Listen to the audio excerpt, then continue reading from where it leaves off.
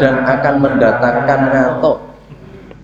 Wa yata'afu shahibau dan akan memperlemah orang yang bersangkutan. Piyantonipun itu tadi malah gampang lemes. Anil ibadah untuk beribadah.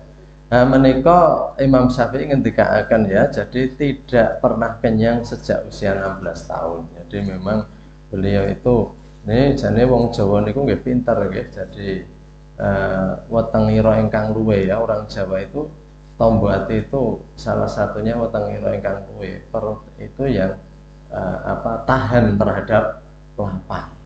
Jadi di sini disampaikan Imam Syafi'i sejak usia 16 tahun tidak pernah makan kenyang. Ini karena ada dalilnya Bapak Ibu hadirin semuanya. Jadi Rasulullah itu pernah ditanya oleh orang yang dihadiahkan menjadi tabib untuk dirinya. Jadi Rasulullah punya dokter pribadi, diberi hadiah tabib pribadi. Tapi bertahun-tahun tabib itu nggak pernah ngobati Nabi. Awake dhewe sing randi dokter pribadi bolak-balik periksa. Nabi itu punya dokter pribadi itu karena nggak pernah sakit, nanya, "Wahai Rasulullah, saya itu kan harus menjaga, mengobati engkau, tapi kok selama ini nggak pernah. Apa rahasianya?"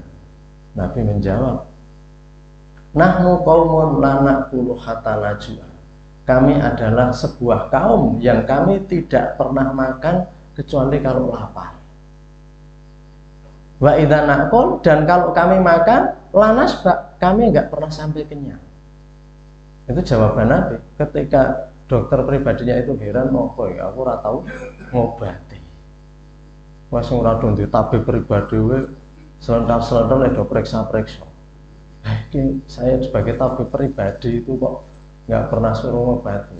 Nabi menjawabnya, "Nahnu qaumun la naqulu hatta najua." Kami ini sebuah kaum yang tidak makan kecuali kalau lapar. Wa idza naqul lanas, dan kalau kami makan kami nggak sampai kenyang. Oh ini abot gitu ya. Nah eneng abot gitu ya. Kalau kita diundang ke pesta wonten prahargian ya, walimatul urus sing bubuke pirang-pirang.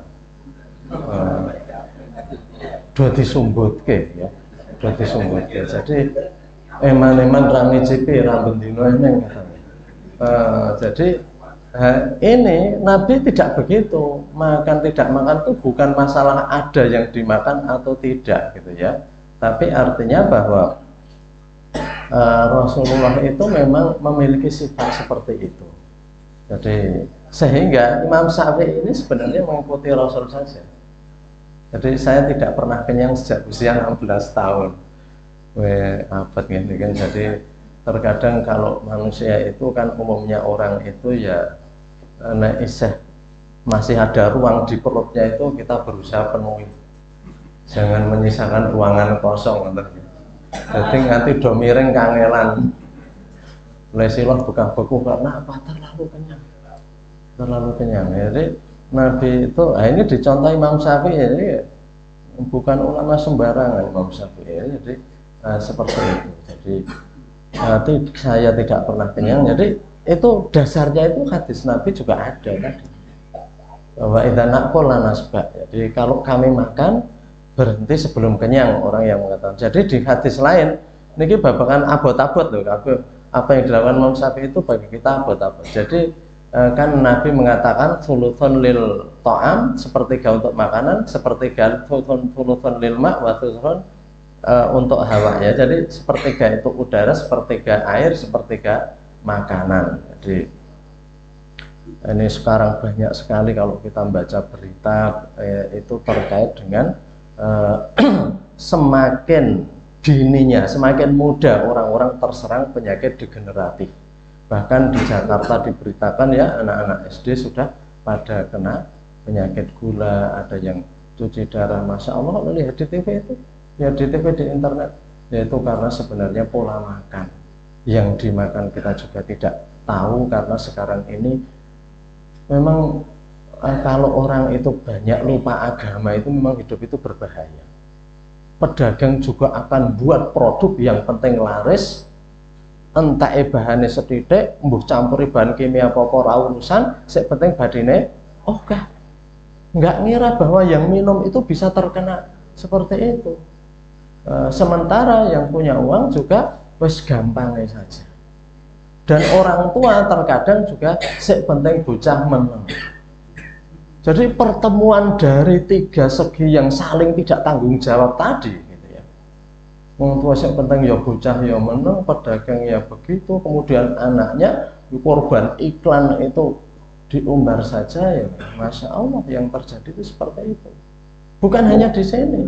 Saya baca penelitian itu di Amerika, di Asia, itu generasi-generasi milenial adik-adik kita gitu ya, adik-adik kita ya, sebagian ini masuk milenial yang masih di bawah 40-an tahun.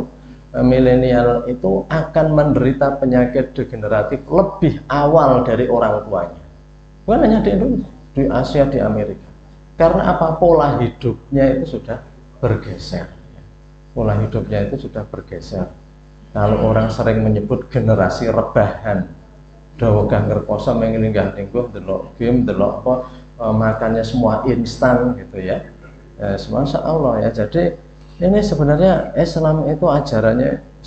Maka Nabi itu ada toh buku atau kitab yang namanya Tibun Nabawi, kedokteran Nabi. Nabi itu bukan dokter, tapi perilaku hidup Nabi itu nggak ada yang bertentangan dengan prinsip-prinsip kedokteran modern. Subhanallah, perilakunya dituntun oleh Allah. Jadi Islam itu bukan hanya masalah ibadahnya saja yang menjadikan orang beruntung di dunia wal akhirah, tapi cara hidup kalau diikuti itu juga seperti itu. Ini contohnya Imam Syafi'i yang mempraktekkan ya. Kalau kita ya kadang mempraktekkan, kadang tidak gitu ya. Ya ini bagi kita semuanya pelajaran ya. Jadi li'annahu yuthqilul badna, karena memberatkan badan. Jadi mbok bilih di antara panjenengan enten sing nimbang. Sakderenge maem kali bar maem niku nek teng griya enten timbangan, saniki timbangan murah. Niku iso ditimbang. Kalau bar makan niku akan bertambah berapa. Makanya jur poso niku sudah pinten ngoten nggih. Niku kalau saya itu karena punya timbangan diberi timbangan itu diberi, jadi saya gunakan juga. Kalau terkadang sebelum makan sudah makan tuh bedanya berapa. Oh berarti tadi yo apa telap-telap gelegap-gelegap ngoten ya. Jadi makan minum itu nambah bobot berapa. Bapak Ibu semuanya. Jadi pesawat itu kalau kelebihan beban itu tidak akan lincah di udara. Ada pesawat yang tidak bisa take off karena kelebihan beban, makanya bobotnya itu dibatasi. Bukan karena biar bayar, tapi pesawat itu ada batasnya. Jadi yuthqilul badna itu memberatkan badan itu ya betul. Kalau corone kita manusia semakin berat itu manuver itu semakin sulit. Pembalap-pembalap yang hebat seperti Valentino Rossi, seperti apa dan sebagainya ya, pembalap itu loh, motor GP gitu ya, itu kalau dia berat badannya berubah itu akan repot, karena kemiringan dalam manuver belok itu juga harus dihitung. Iki ingin menggok rambruk kok saiki ambruk. Jebule aku mundak 5 kilo. Ya. Jadi titik berat itu akan bisa menggeser. Makanya para juara Valentino Rossi sekali main iso dibayar 4 miliar. Mengko nunggang pit motornya disiapke. Ini niku pinter ya. Ora mung war-war nang dalan medeni wong niku. Lali ngerem nabrak ngoten. Ini itu juara-juara hebat itu juga diukur sama timnya, nggak boleh makan berlebihan. Mandek nyatain dhisik sak arepe kalah saya balapan. Jadi tubuh berat tubuhnya itu diukur biar bobotnya itu kalau kemiringan berapa, manuver berapa itu tahu. Jadi itu bukan hanya perlombaan banyak sekali ya, termasuk melibatkan ilmu pengetahuan gitu ya, bisa seperti itu. Makanya kenapa negara berkembang itu sulit untuk masuk dalam kompetisi-kompetisi itu kan, kompetisi yang mahal juga memerlukan kedisiplinan tinggi. Nek mangken yo napa niku di luar lomba yo jajan sak penake, mangan sak penake ora dadi. Jadi tidak ada prestasi tinggi yang diraih tanpa jerih payah, itu enggak ada. Enggak ada ceritanya. kecil kok enak-enak foya-foya, besar kayak orang yang mati masuk surga. Ya iso. Foya-foyanya itu loh yang menghambat. Bukan piye carane urip ki tanpa eneng hambatan di dunia. Hukum kabeh disiasati diakali. Hurmatine karepe arep masuk surga. Ya tidak ya, jadi seperti itu. Ini yuthqilul badna ya. Jadi badannya itu menjadi berat. Wa yuksil qalba, hatinya membatu. Nek niki angel dirasake. Niki sebagian ilmu jeroan, ilmu tinggi ya. Kok bisa hati membatu karena kenyang ya. Jadi memang kalau kita lapar itu memang kita juga ini ya, kepekaan itu akan bertambah. Kepekaan itu bertambah. Jadi orang Jawa itu secara singkat hanya mengatakan weteng ira ingkang luwe ya. Weteng ira ingkang luwe, tapi itu sebenarnya filsafat yang sangat tinggi ya. Jadi itu mengeraskan hati ya, karena memang tadi ya, hati itu akan tertutupi dengan orang yang membiarkan hawa nafsu, itu akan menutupi.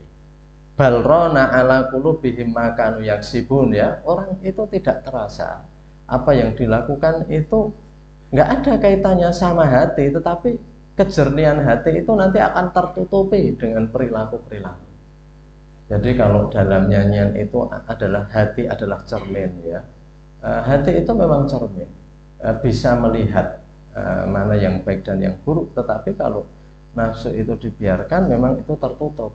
Makanya kalau kita dengar atau kita lihat di televisi atau kita baca di berita, kita sendiri sok heran.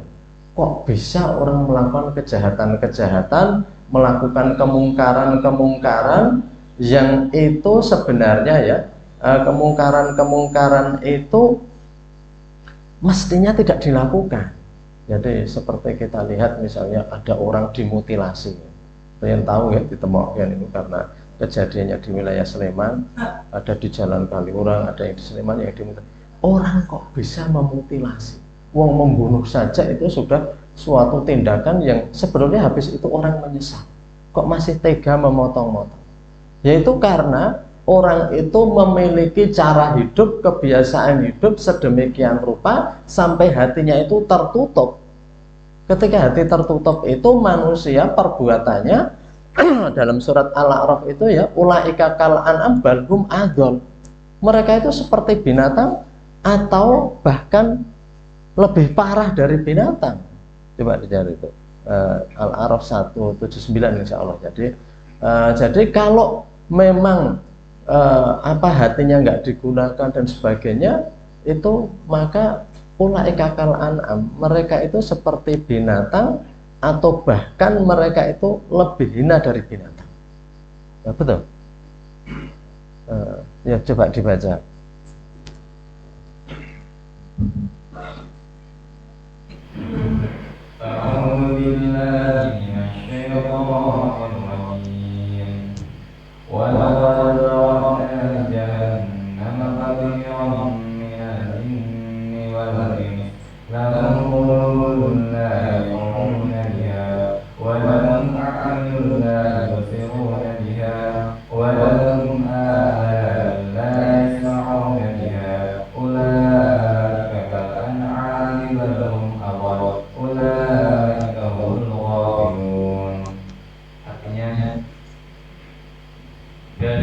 Dan sungguh akan kami isi selamanya dalam ayat dari kalangan jin dan manusia. Mereka memiliki hati tetapi tidak dipergunakan untuk memahami ayat-ayat Allah, dan mereka memiliki mata tetapi tidak dipergunakan untuk melihat tanda-tanda kekuasaan Allah, dan mereka mempunyai telinga tetapi tidak dipergunakan untuk mendengarkan ayat-ayat Allah. Mereka seperti hewan ternak, bahkan lebih sesat lagi, mereka tidak memahami. Jadi dikatakan ulaika humul,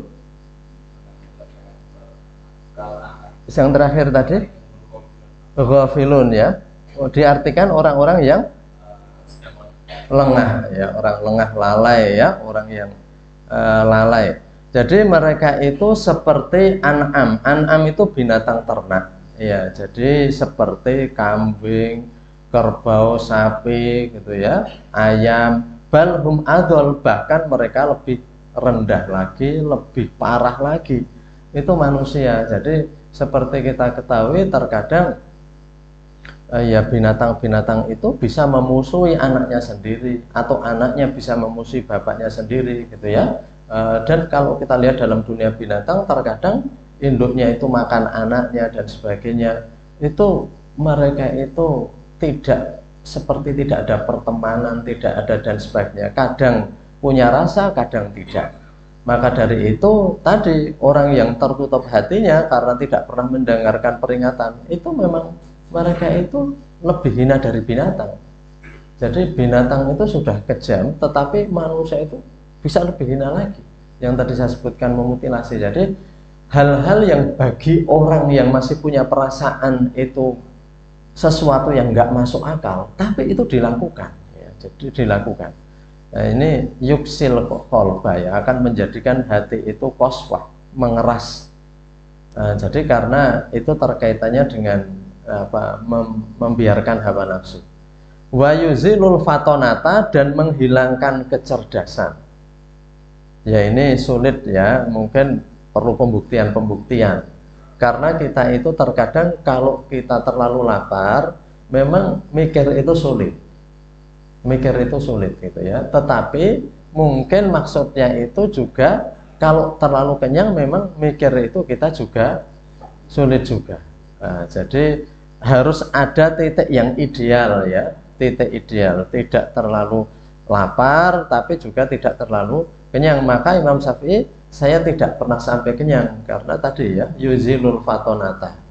Jadi kalau kita itu mungkin ini ya, kita mau bantah itu sulit karena lebih cerdas mana antara kita sama Imam Syafi'i yang dalam tarikh dikatakan hafal Quran, ada yang mengatakan 9 tahun, ada yang mengatakan 11 tahun.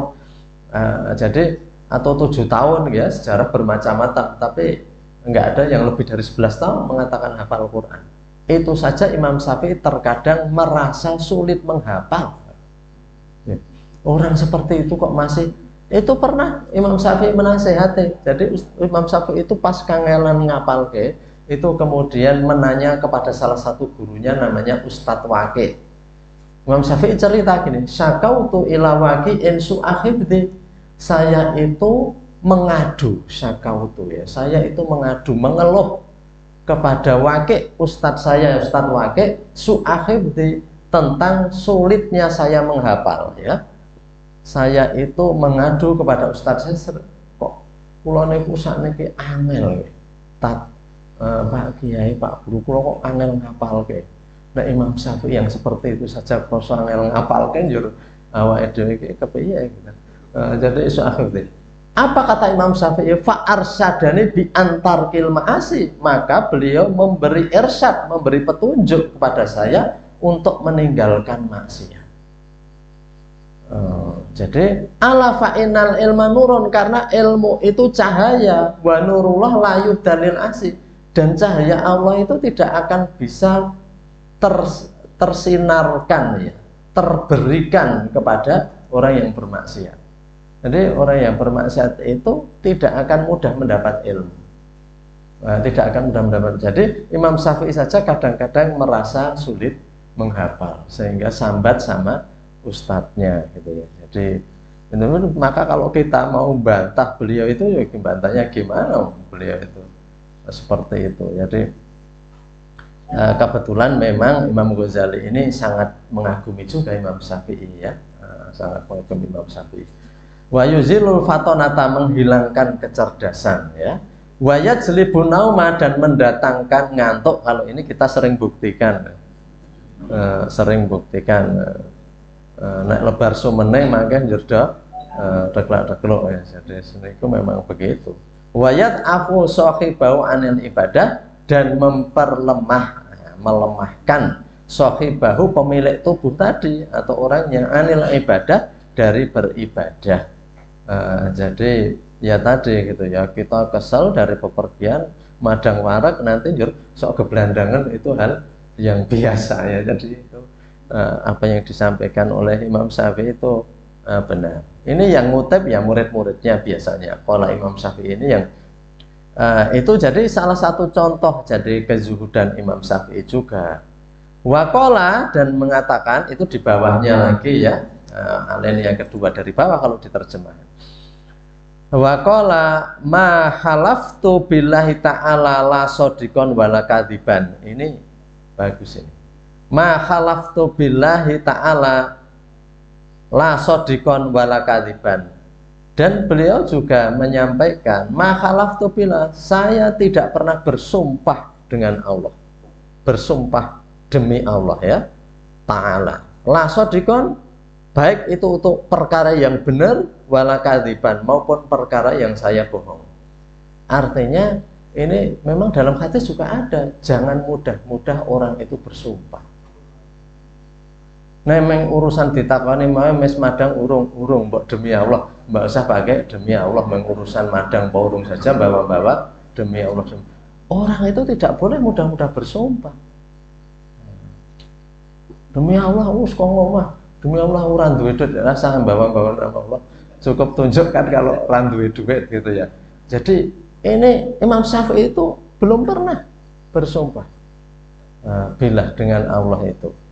Baik itu karena benar maupun karena bohong. Dan biasanya orang bersumpah itu orang yang memandang enteng sumpah. Kita enggak, karena sumpah itu kalau dilanggar itu berdosa. Ada kifaratnya. Ada kifaratnya orang bersumpah.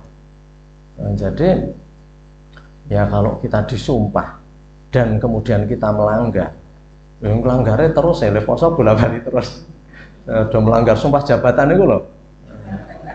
Sumpah jabatan juga bersumpah demi Allah. Panggil Pak Duko tenang itu. Jadi artinya ngelambar sumpah kudu poso. Salah satu kifaratnya loh ya 3 hari. Ada ngelanggar sumpah, mungkin hati-hati kita ya, bersumpah itu hati-hati. Jadi dan biasanya sumpah itu kan senjata terakhir. Kenapa senjata terakhir dikeluarkan? Karena omongannya sok nggak dipercaya orang. Nah Imam Syafi'i ini ngendika satu kata saja orang langsung percaya, enggak pernah ngapusi. Tapi orang yang gaweane ngapusi sumpah bolak-balik rada dipercaya. Anjak ya tenan kok itu. Enggak demi Allah gitu. Jadi orang ya itu di sini dikatakan ternyata Imam Syafi'i itu menjaga betul. Ini ada hadisnya kok, memang orang itu biar tidak mudah sumpah ya. Jadi kalau kita itu insya Allah tidak ya tidak banyak berbohong, maka orang itu nggak perlu bersumpah-sumpah, orang sudah percaya. Jadi dalam teori kebenaran itu ada yang namanya nyun ngapunten niki saya terjemahkan self explanatory. Self explanatory itu sebenarnya gini, kebaikan itu tidak perlu dikatakan, orang itu sudah nampak. Uang itu rasa perlu omong, ngerti orang bahwa aku uang pintar dewe, nggak usah bilang begitu. Perilaku dan apa yang dilakukan ngetoknya bahwa dia orang punya ilmu. Orang yang kaya betulan itu terkadang malah nggak kelihatan kaya, karena dengan cara bahwa dia ya gitu kurang tahu ngenyang, radinggo teko dituku neh orang sudah tahu nih mesti wong sugih. Jadi orang kaya itu terkadang karena memang sudah nampak. Ini dalam psikologi juga kelihatan loh, ilmu perilaku ya. Wong sing gembol duit karo orang gembol duit itu mlakune beda. Mlebu warung terataban ya. Sing duite dompete ra ngepres, mlebu warunge terataban. Saurunge mangan takon regane dhisik. Engko iso ora iso mulih gitu ya. Ora nyuruh kula nilat SIM mawon, nilat KTP mawon. Jadi orang yang punya duit atau nggak punya duit nang ATM-nya oke, pamane ngono ya, itu berjalannya itu sudah pede. Ya tenang gitu ya, nggak orang geragapan rebu warung ya tenang saja gitu ya. Jadi rasa takon rego iki kuwi dan sebagainya ya, dia sudah punya standar sak larang-larangnya ya semene gitu ya. Jadi itu jadi kelihatan. Makanya orang yang kaya itu ketenangan hatinya juga berbeda. Orang yang pintar nggak usah mengatakan, Orang yang kaya nggak usah mengatakan bahwa saya itu ngerti orang, aku paling suka kawasan gini-gini, nggak usah bilang begitu. Jadi artinya itu namanya self explanatory, dirinya sendiri itu sudah menjelaskan. Jadi orang itu kalau akhlaknya baik rasa mengatakan kulot yang saya loh. Begitu mertamu buatan sah pulau saya, jadi cara melangkahnya, carane dodok lawang, carane memperkenalkan diri, ketok itu bahwa dia orang baik-baik. Jadi artinya itu kalau dalam teori itu sudah self explanatory, dirinya sendiri itu menjelaskan siapa dia. Jadi bagi orang yang mau mengamati saya niko pri yang pun tinggi niko, walaupun dia belum bicara, ketika ada tamu banyak ini mesti kelihatan ya. Jadi karena sebenarnya akhlak perilaku orang itu sudah mencerminkan. Jadi kita bisa tahu orang-orang yang tingkatan jawara kalau di dalam silat, dalam bela diri, dalam karate itu nggak perlu menunjukkan nendangi wet, nendangi kerikil gitu ya. Itu nggak perlu ditunjukkan karena dia itu ilmunya sudah mengendap, malah dia hanya tenang saja. Lihat wong do nantang dia nggak emosi gitu ya. Walaupun nanti dia itu kalau sudah bergerak itu mungkin gerakannya itu sangat cepat karena dia membaca gerakan yang lain itu kalau tingkatan di bawahnya itu gerakan lamban semuanya. Kayak laler itu kita nyeblek saja itu laler itu langsung mabur karena menurut laler kita itu pelan. Kayak ngomong wong alon-alon begitu mau nyeblek dia mabur dulu. Jadi bagi lalat kita itu gerakannya sangat lambat. Bagi para master karate, master kungfu itu cah cilik gayane gelut itu gerakan lambat semua, dibaca semuanya gitu ya, dibaca semuanya. Itu Imam Syafi'i. Jadi ini maka Imam Syafi'i nggak perlu bersumpah, nggak perlu meyakinkan orang-orang sudah percaya.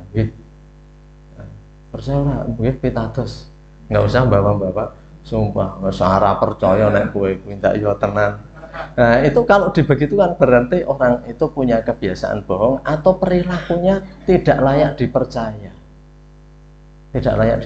ya. Jadi maka Imam Syafi'i ini insya Allah ya karena seperti itu ya, belum sampai kata sumpah, belum sampai kata kalau bagi kita tenan-tenan itu orang percaya.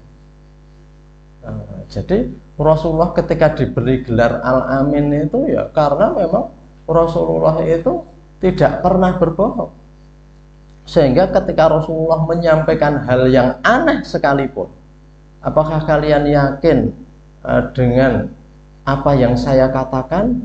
Wah, orang-orang Quraisy mengatakan yakin. Maka dzabtaqotun ya, sekalipun kamu belum pernah bohong. Apakah kalian juga percaya kalau saya mengatakan di balik bukit ini ada harimau atau singa? Kami percaya. Maka dzabtaqotun, kamu belum pernah bohong sekalipun. Padahal kalau kan bukit-bukit itu banyak yang bukit gundul ya, artinya kalau ada singa macan itu bisa diterkal. Tapi apakah kalian percaya kalau di balik bukit ini ada singa? Ya kami percaya. Maka dzabtaqotun, kamu belum pernah sekalipun bohong. Cuman ketika Nabi mengatakan apakah kamu juga percaya bahwa saya itu mendapat wahyu dan saya itu diperintahkan untuk meninggalkan kemusyrikan, nah itu mereka baru tidak mau ikut, tapi bukan tidak percaya. Kata-kata orang Quraisy apa? Bukan mengatakan wah mboten percaya kamu itu bohong Muhammad, enggak, mengatakan tabban laka ya Muhammad alihada jama'tana, celaka Muhammad, sial tenan, apa hanya untuk ini, untuk kamu bilangi seperti itu kami dikumpulkan. Tapi di situ kan nggak mengatakan engkau bohong, karena orang Quraisy yang memusuhi Nabi karena keislaman sendiri itu tidak mengatakan Nabi itu bohong. Jadi kata-katanya taban laka ya Muhammad ya, jadi celaka Muhammad, sialan Muhammad. Jadi alihada jamak tanah, untuk inikah kami semua itu dikumpulkan hanya untuk dengarkan bahwa kamu itu dapat wahyu lalu kamu itu suruh meninggalkan kemusyrikan ini ya, seperti itu ya. Jadi itu ya. Jadi kita semuanya itu makanya ya perlu berhati-hati agar tadi ya kita tidak sampai banyak bersumpah untuk didengarkan orang. Nah ini masih sedikit ya, satu sampai penggalan ini ya. Itu di bawahnya waqala wasu'ila an mas'alatin fasakata fakila ala tujibu qala wasu'ila, dan ini yang mengatakan ini ya, wasu'ila an mas'alatin, dan telah ditanya Imam Syafi'i itu tentang suatu masalah. Masalah itu dalam bahasa Arab sesuatu yang ditanyakan, dalam bahasa Indonesia jadi masalah, jadi dari bahasa Arab. Wasu'ila an mas'alatin, ditanya tentang suatu masalah, fasakata, maka kok dengaran Imam Syafi'i kok diam saja ya ditanya itu. Fakila, maka ditanyakan, ala tujib, kenapa kok jenengan mboten jawab, kenapa engkau kok tidak menjawab Imam Syafi'i? Faqala, Imam Syafi'i berkata, hatta a'lama anal fadla fi sukuti au fil jawabi. Saya ini baru menenung, hatta itu sampai a'lama, saya diam saja sampai saya tahu anal fadla, bahwa keutamaan bagi saya itu fi sukuti, apakah saya diam, au fil jawabi, atau menjawab. Jadi mau menjawab atau diam itu terkadang Imam Syafi'i merenungkan, iki luwih utama tak jawab apa tak nengke wae. Karena dalam tingkatan tertentu Bapak Ibu itu ada loh kata hikmah dalam bahasa Arab ya, pepatah dalam bahasa Arab, tarkul jawabi alal jahili jawabun ya. Ini koyong ngenyek banget nih, ini satu nilai pertama. Tarkul jawabi, tidak menjawab, tarkul jawabi alal jahili, tidak menjawab pertanyaan orang bodoh adalah suatu jawaban. Tarkul jawabi, nek sing takon ki meng geguyon, wah rasa takon, rasa dijawab. Tarkul jawabi alal jahili jawabun, tidak menjawab pertanyaan orang bodoh itu suatu jawaban. Jadi kok main dermawan apa? Ngerti, nek takon iki menggur takon gawe-gawe. Kaya murid kan terkadang takon gawe-gawe, kuwi takon tenanan orang gitu. Warnyo ala aku. Kan terkadang ada seperti itu. Jadi atau takon seperti Bani Israel, takon yang nanti tujuannya benjur rara ngelakon, yang ngertakon itu terus bingung sing takon gitu ya. Nah, jadi maka Imam Syafi'i itu hatta lama, mana ya yang lebih utama, tak jawab kok orang. Gitu saja dipikir Imam Syafi'i itu ya. Jadi tadi ini saya hubungkan, saya juga diajari kata-kata hikmah itu, tarkul jawabi alal jahili jawabun, tidak menjawab pertanyaan orang bodoh itu adalah sebuah jawaban. Aku takon kok menengke wae ya. Nah itu maka kita yang bertanya harus berpikir, apa tanyanya keliru gitu ya, atau gimana? Ya mungkin awak dhewe kok saya dinengke wae, oh jan ra iso jawab. Mungkin begitu ya. Tapi kalau Imam Syafi'i itu tidak menjawab bukan karena nggak bisa, mana yang lebih utama, apakah saya menjawab atau tidak. Jadi Imam Syafi'i suatu saat baru diam saja itu dia bukan berarti bisa atau tidak. Kalau kita itu dalam forum diskusi, kalau ada pertanyaan dan kira-kira dia bisa, itu sebelum jawab kan wis ngguyu njur rong rampung le takon wis langsung disaut dijawab. Tidak ditunggu sampai titik terkadang. Kalau kita lihat di TV ya ada bertanya dan menjawab itu kan terkadang seperti saut-sautan, nanti saya ngrungokke bingung ya karena iki suaranya seendi. Sampai moderator kebingungan. Jadi itu ya, maka terkadang tarkul jawab, maka Imam Syafi'i itu memang suaranya itu ya ibaratnya tadi ya emas. Suaranya itu kan apa yang keluar itu memang sesuatu yang dipikirkan, bukan ragu jarak, bukan asal-asalan. Ini subhanallah ya, kita itu kalau melihat seperti ini memang ya ini kita belajar kehidupan, dan memang itu salah satu yang diajarkan dalam Al-Quran itu, bahwa Nabi sendiri terkadang juga diam kalau ditanya itu ya. tidak menjawab pertanyaan. Karena memang tadi dalam kata hikmah itu tadi tarkul jawabi alal jahili jawabun. Jadi tidak menjawab perkataan orang bodoh adalah sebuah jawaban gitu ya. Jadi itu beberapa hikmah yang bisa kita lihat dalam apa yang kita baca di sini ya, terkait baik kezuhudan, kealiman Imam Syafi'i nanti itu banyak sekali gitu ya. Jadi itu nanti selanjutnya ini karena ada masalahnya ini penjelasannya perlu agak panjang sehingga saya cukupkan sampai di sini dari uraian untuk pagi hari ini. Insya Allah besok masih meneruskan membicarakan tentang bahwa bagaimana beliau itu mendalami itu semuanya karena mencari keridhaan Allah. Jadi Bapak Ibu dan para hadirin semuanya, insya Allah ini yang bisa kami sampaikan pada pagi hari ini. Ini ada kesempatan sekitar 10-an menit. Kalau ada pertanyaan-pertanyaan monggo, dan mari kita akhiri dulu dengan doa kifarat majelis. Subhanaka Allahumma bihamdika asyhadu an la ilaha illa anta astaghfiruka wa atubu ilaih. Ada khilaf kami mohon maaf. Wallahu a'lam bishawab. Assalamualaikum warahmatullahi wabarakatuh.